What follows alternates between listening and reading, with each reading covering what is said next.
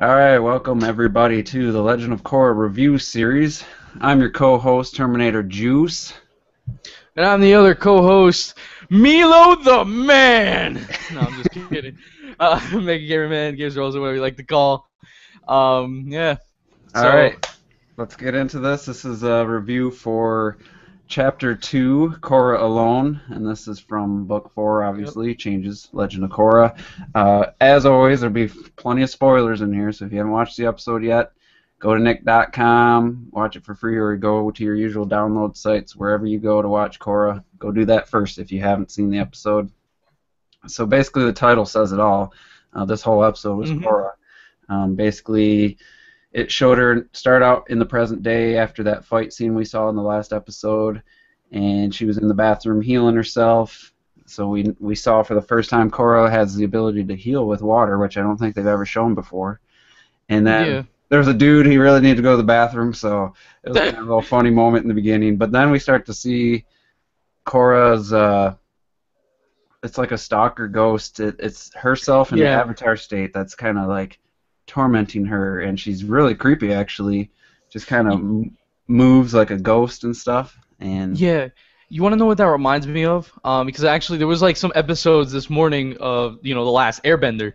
hmm So when I saw that Aang was having like these things and dreams of like him in the Avatar state and all this stuff of like the Avatar state version of him, hmm like Oh yeah. going after. It reminded me about that too. So I was just like, dang. So that's the same thing that happened to Korra. So I'm thinking like because whenever they go into the Avatar state, it's kind of like a new thing for them, and it's really because it's a really powerful thing. So and also they know where if you die in the Avatar state, that's it. hmm You're dead. So and also for there will be no more avatars in general. So it's like, whenever they go through the experience of going to the avatar state, they get that kind of mixed feeling, especially when Korra was going in because she was going crazy. hmm She was like with all the chains and like trying to kill Zahir like crazy. But that's the same thing that happened with Aang, and I think I'm not sure, but because we don't know. But I'm sure it happened to like every past Avatar too, because if when they ever go to the Avatar state, it's kind of a new thing for them. I know, like in the beginning of book, was it 2, where she was using the Avatar state, whenever she wanted, Yep. but that's when she had connection with her past lives. Now she doesn't, and it's kind of a different experience for her because it's not the same kind of Avatar state as you would, you know, Yeah, always because know. the past avatars are gone. So Yeah. so basically what happens is Um, she's first she walks out in the street, almost gets hit by a car for reasons I don't know, Oh yeah. but she's totally out of it. And then in the dark alley, she sees that like the Avatar ghost version of herself with the chains around her arm, and she's like fire bends at it, and people ask her if she's all right, and she's like, yeah, I can take care of myself. And then I can't remember if she sees that puppy first or if she has that flashback. I think it was the flashback was first. They cut back Yeah. to right after season or book 3 ends and Korra's getting on the boat, like we saw that preview on Nick before the series or this season started, and she's saying goodbye, saying she's only gonna be gone for 3 weeks, and she's going to the Southern Water Tribe, and it after 3 weeks she hasn't even gone to see Katara yet. She's just moping, she's having nightmares, and she's just feeling sorry for herself. Her mom convinces her to go talk to Katara and try to get healed, Yeah. and you see that single tear again come down Korra's face. So she's still just completely traumatized. And then Katara kind of heals her body as best she can, says the poison did a lot of internal damage. And then we get a sequence where Korra's basically she's like somebody doing physical therapy. She's got the 2 bars that she's holding herself up, and she's trying to walk. Start off with just getting her toe to move first because she couldn't move any of her limbs, her legs or toes or anything.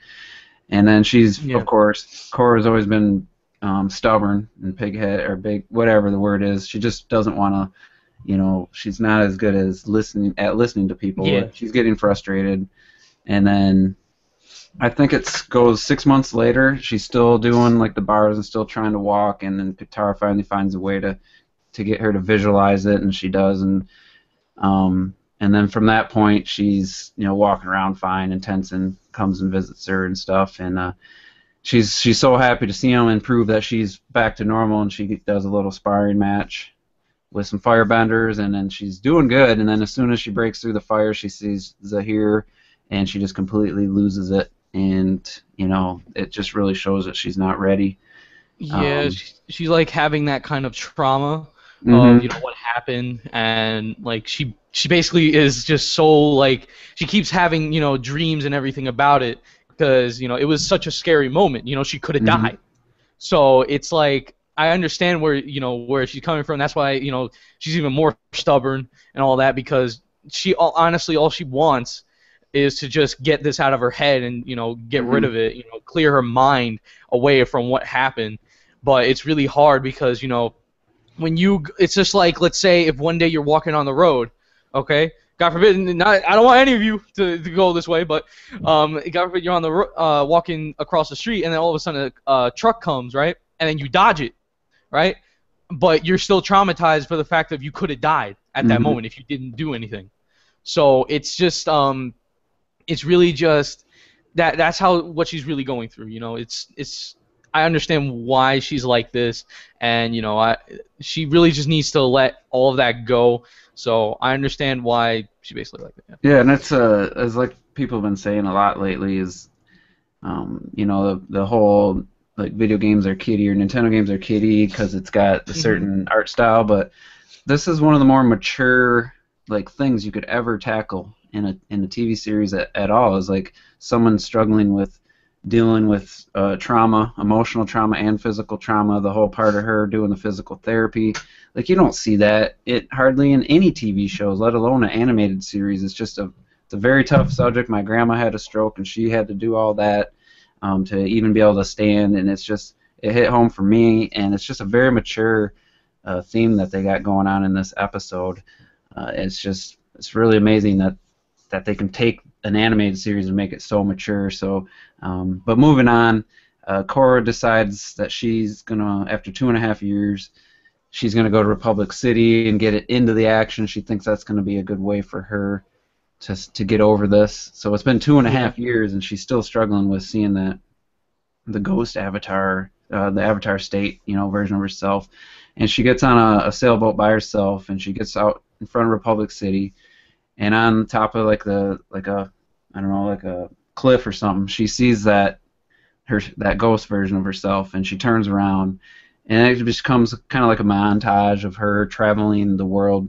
We can see that shot from the trailer of her walking by a volcano, but everywhere Yeah. she goes, she sees that the ghost version of herself, and she's haunted by it, and she sees it, but she doesn't react to it as much as she used to.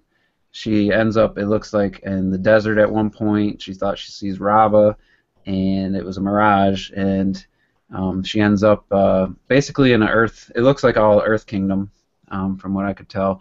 And then there was a dude, kind of a funny point in the episode where he recognizes her and wants to take a picture of her because he had a picture with Aang, and like it was kind of a goofy pic, and Yeah. some bandits or something steal something, typical superhero scene. I It's just like like what are the odds? I just like though the fact of where Aang does the face again. I Mhm. just love that photo. It's just like because he does the whole thing like he did in Kyoshi Island, Mhm. where he's just doing that face and like spitting air. Yeah. That thing was really funny. Was he I like like that. juggling? Was it look like he was He was like juggling something? how he did it with like those two rocks when he was just spinning them around with his Mhm. Yeah. between his Yeah. hands. Basically, he did it with the sushi rolls. So it's like, yeah, and then he's like with that face again. I was just like, dang, I didn't know he did it again, Yeah, and he was even when he was old. He was older. older. Yeah. Yeah. That So was I funny. really like that part. They've But definitely going out of their way to get the nostalgia going with a lot of the past. It feels like a lot yeah, more like the original series. This season, two episodes in, feels a lot more like the original series did. Just the whole tone and everything about it. And I think it's a smart move by them to do that. But then they even called that character called the egg rolls, ang rolls after that. yeah, Angrels. But Korra goes to stop those bandits or whatever, and she's doing okay, but then she freaks out Yeah, again and gets hit with a rock, and that's when she decides that she's gonna give up being the Avatar. I think the next shot's her like taking off her avatar, like what makes her recognizable, and then she Yeah. cuts her hair with the spear with like a blade on the end, and the music was really amazing. Time to meet your hair. And it's like she Great. cuts it just blindly, yet it turns out perfect. It's like, That's what they're it wrong. looks Time to awesome. meet your doom hair. Like there you go. Yeah, little Azula moment, and then it kind of changed the tone. She ended up, it looked like in the southern the portal Um, for the spirit portal. yeah, she went to the north portal. You think it was 'Cause the north? that's where the yeah, that's where the tree is located. Okay. And so then she's sitting in the spirit realm. She's in that tree where she kind of unlocked her power in the book 2. It was with her battle, Yeah. and she's seeing nothing. And then the spirits make an interesting comment about they don't sense Rava, the spirit Rava, so they didn't think she was the Avatar. So that's kind of that was basically them telling you that that ghost version of herself is the Rava version of herself, and she's obviously you know, at odds with it. And I think, and my theory is that she's just afraid of the Avatar state because of the last time she was in it, and she's rejecting it, and it's becoming hostile because it's trying to unite back up with her. You know, and Yeah. from Korra's perspective, it's a threat, but I think she really needs to just give in and let it make herself become whole again, because obviously Rava's not, the spirit's gone. The spirit's noticed it. It's like she like Rava's with her. It's just the connections with the past lives are just not there. So that's why you really cannot sense Rava. Hmm. So it's like Rava can't really help at all because now she's basically like she basically can do the whole thing where she goes to another she goes to a newborn baby and the whole Avatar cycle is still going. Hmm. But it's like for her to like talk to Korra like that, like she did with Wan, right? Because we didn't see her talk with Aang at all. So because now that we got it where she's at this point where she lost the connections, she's now also traumatized by the Avatar state. So she really does not want to know anything about it. Like I can still understand that, but it's like soon she's gotta just face it. Like can't say man up, woman up, right? So she's gonna have to, or a better word, toughen up, and she's just gonna have Toughen to up. accept it. Oh my god. Oh man.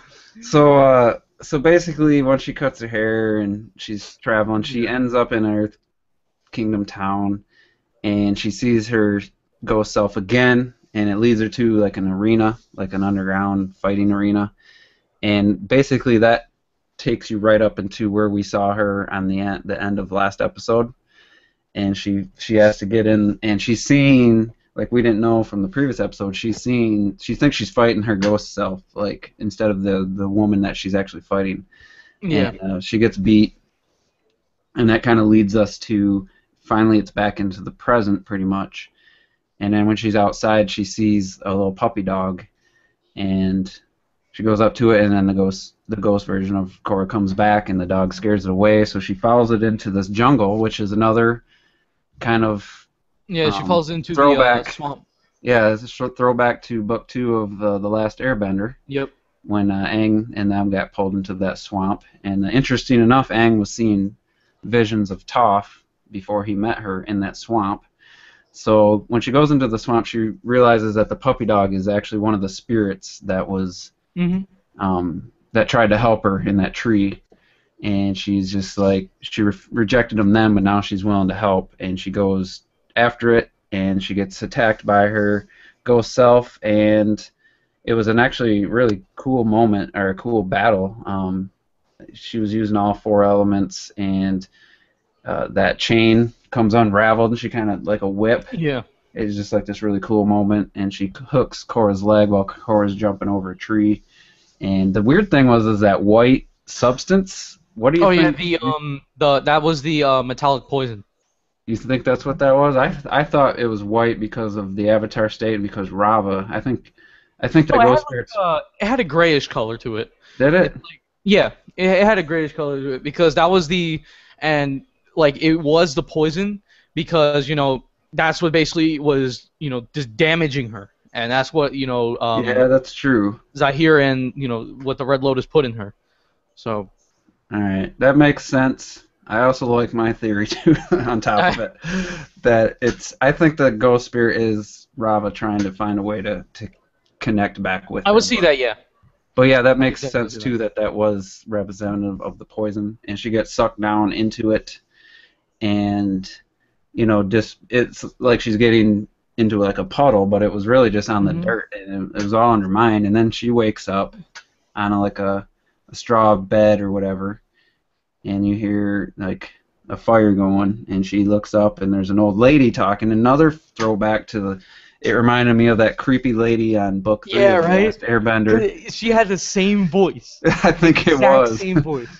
the one where Katara learned bloodbending from, and that I was just like, man, this just feels so much like the original series, which is a good thing.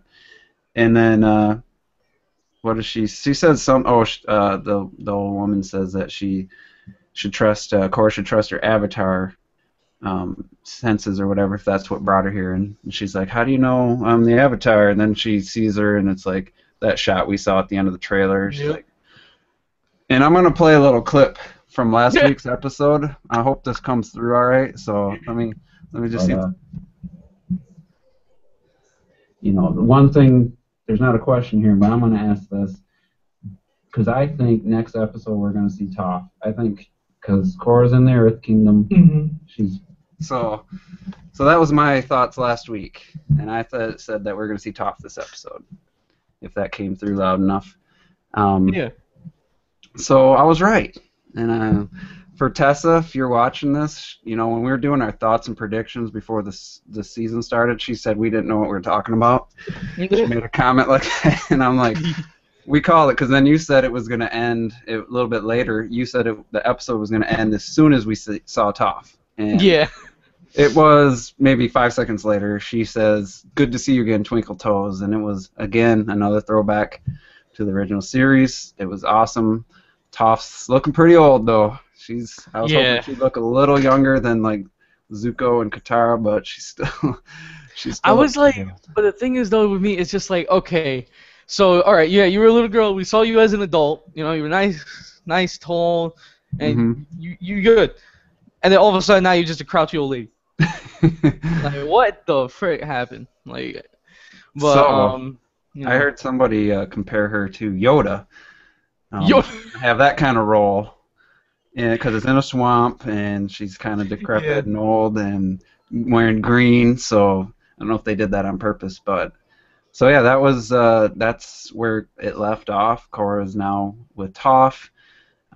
So let's do our grade for the episode, then let's just talk about what we think is going to happen in the next episode.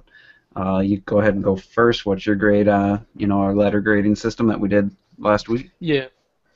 I'm gonna say it is gonna be a solid B plus. The reason I say that is because it didn't really. I'm glad enough that they got this out of the way, because that way we can focus more on what's going on with especially now that we've seen Toph, and also we can know what more things that they can reveal about Kuvira and all this stuff. So I'm glad enough that they're done with the series now. I mean, not series, they're done with that part now, and they're gonna be able to move on with everybody else. And it kind of I just kind of the reason I give it a B plus also is because I just hate that. Okay, I hate that. I know most shows do this, okay, but you show the character, okay, and yet, boom, end. I understand, but it's like, God dang it, man. You could at least spend 5 more minutes, at least 5 more minutes to like talk about some things, but they better not do that again. They've already done it at the end of the first episode, showing Korra at the very end, and now they've done it with Toph. So my grade for this episode, and if you couldn't tell from when I was describing it, I really liked it, and I'm going to give it an A minus. I thought it was really deep with how Korra is struggling with the physical disability and the emotional damage that had happened, and the way that was handled really well, the throwbacks to the previous series, and it wasn't a super hilarious episode, but there was a couple good moments for that. I liked just everything about it. I love the new Korra design with the hair and the new green outfit and stuff, and I was just really excited. And just like last week, all of a sudden, boom, 22 minutes, the damn thing's over already. It's like, Yeah. I wish we'd get 2 episodes at a time. We didn't, but yeah, I gave it an A-. Very excited. That's what I notice, with these episodes from all these seasons, is that you watch it, right? You enjoying it, and then by the time you truly enjoy it, boom, it's already ended, and you're just like, wait, it's been 22 minutes already, like. But and I gotta say, for anyone watching this, that if I know you say you download it, but literally on Nick.com, there's only 2 commercials, and they're 30 seconds each. Like, they just, I don't know, they must not get the advertising they want for it or what, but there's a couple times where it cuts like it's going to a commercial, and it just comes right back. So no, that's fine by me.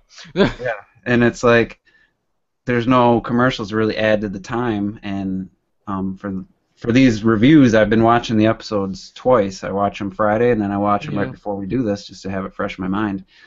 And it's just, man, it's so good, and I can't wait till it's all the episodes are out. I get it on Blu-ray, and I can watch it, all like in 2 sittings or something, because it's gonna be awesome.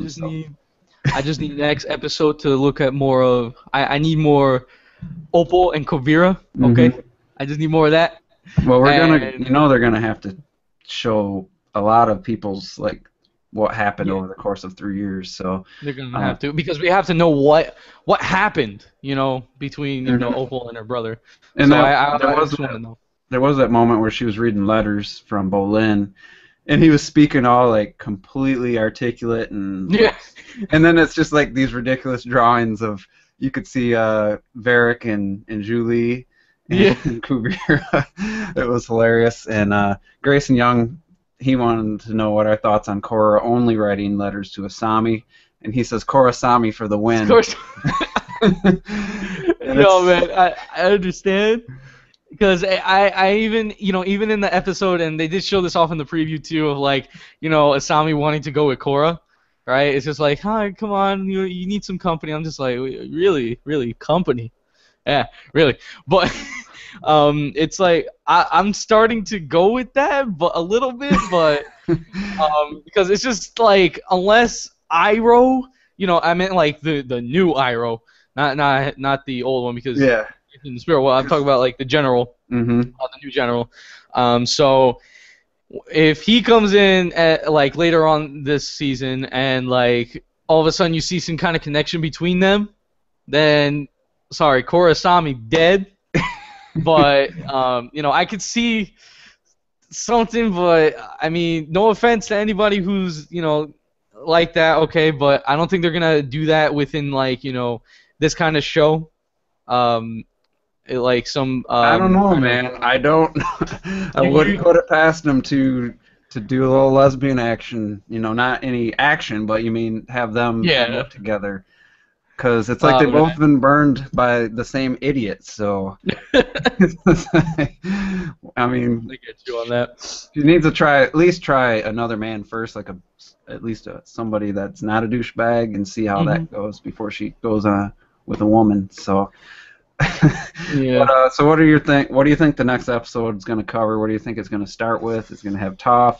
What do you expect from the next episode? I'm hoping.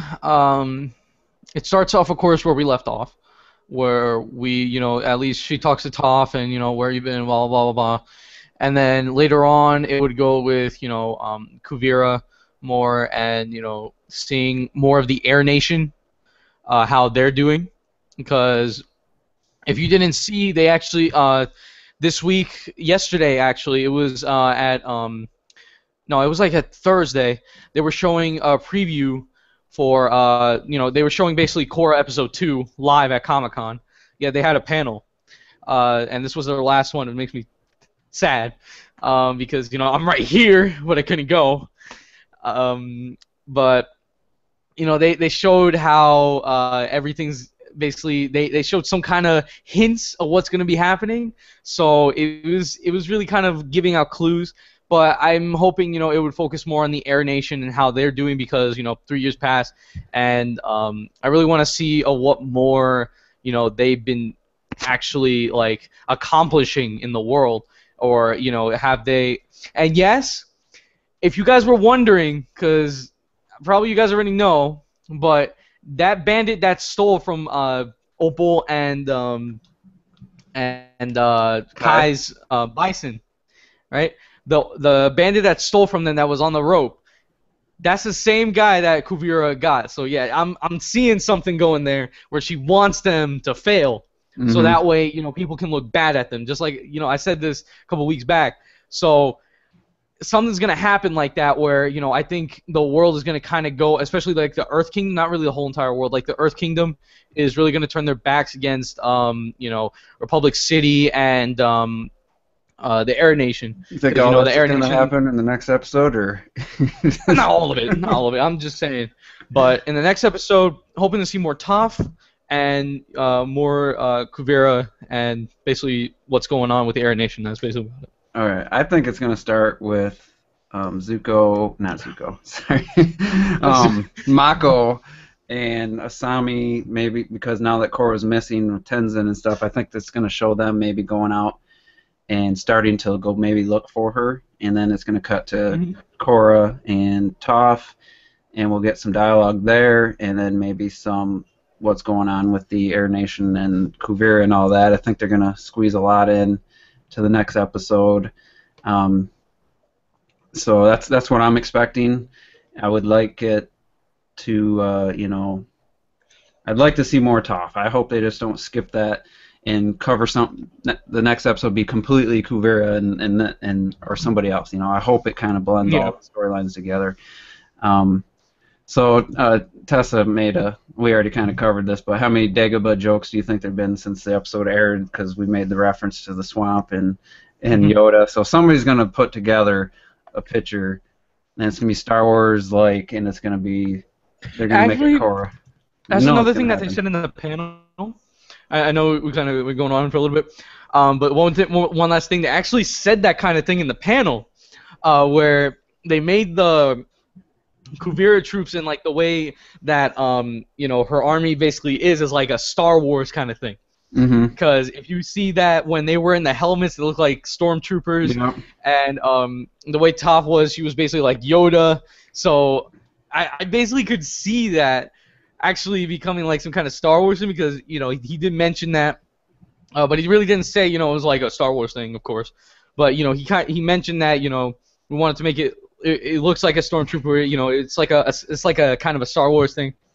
But Yeah, I mean, I'm sure the writers and those guys watch Star Wars, so I'm sure some soaked in a little bit, even if they didn't even purposely try to make it like that. But Tessa's got some smart ass remarks she made earlier, saying, because I called her out, saying when she said we didn't know what we were talking about. Obviously, I wasn't making my Toph prediction then, but when we did our thoughts and predictions video, she was saying we didn't know what we were talking about when we were doing we were making theories up for what we thought might happen for the season.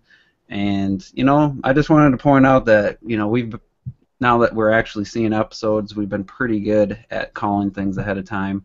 And then she also says, related to Korra going lesbian, she says, you have to actually try dick before you really know you don't like it. Korra, I don't think Korra's, for all we know, she's probably never been with anyone. So, and then she thinks that you and I should try dating men before we move on to women. Yeah, no. Yeah, no. Yeah, good suggestion, but no. And Grayson Young pointed out that the new Iroh's voice is voiced by Donnie Bosco, who did Zuko in the original series, which but I think that's a good point, because they kind of showed that he was a charming guy and stuff, and Korra kind of looked at him in a way. Maybe if they brought him back. And Grayson remember, the United Forces are bringing Mako and freaking Wu to the Earth Kingdom. Yep.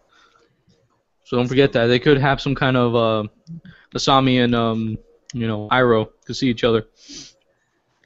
All right. And Grayson Young says he wants to be on one of these. We did say last week that we were going to have at some point we're going to bring on other guests, so Yeah. we'll definitely keep that as a possibility. And yeah, we hit our 30-minute mark. I said we were going to keep it at 30. I think we've covered everything. Appreciate our regular watchers, that Tessa, Grayson, and Andrew, and anyone else that watches us on the replay. Look forward to these every Saturday around probably 7 p.m. We're going to alternate hosting, so every other week it'll be on my channel, and every other week it'll be on Games Rosa's channel. So make sure you're subscribed and follow us on Google Plus and all that. So that's pretty much it. I don't have anything left to say. Do you have any closing thoughts? Yeah. So guys, especially you, Grayson, make sure you guys are caught up. Especially for those of you that are not, that gave up in like the second season or third probably. But trust me, go watch it. It's getting good now, and actually it's been getting good. And yeah, so basically, Korra. Let's go, man. Yep. I'm excited. Hopefully, I don't know how many episodes this is gonna be, but yeah, I have to check that. We'll do one for each episode, unless maybe the last 2 episodes, if they air them at the same night or whatever. We'll just do one review for if they ever group two episodes together. We'll just do one review. So anyway, that's it. We're gonna end this. Look forward to next week's episode, and look for a review sometime on Saturday. All right, guys. Thanks for watching.